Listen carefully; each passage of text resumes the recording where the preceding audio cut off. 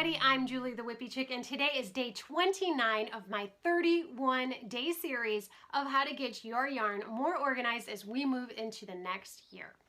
So, wire baskets. I love wire baskets. I love them. I have had these stored on shelves where they look pretty. I carry them around the house with my project in it, and they look pretty. I can set them on the table next to the couch, and they look pretty. I've even hung them on the wall. Did I already say that? And they look pretty. Anyway, they look pretty wherever you take them, and they're really easy to get. I got this one at Target. I want to say I have 3 of them.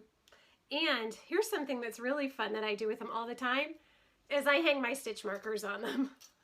Because you never know when you're going to need one, right? Anyway, I love my yarn baskets. I hope you do too. I hope you're enjoying this series as well. I'm really enjoying making it. It's been a lot of fun doing all of this research and finding all the amazing creative ways that other people store their yarn.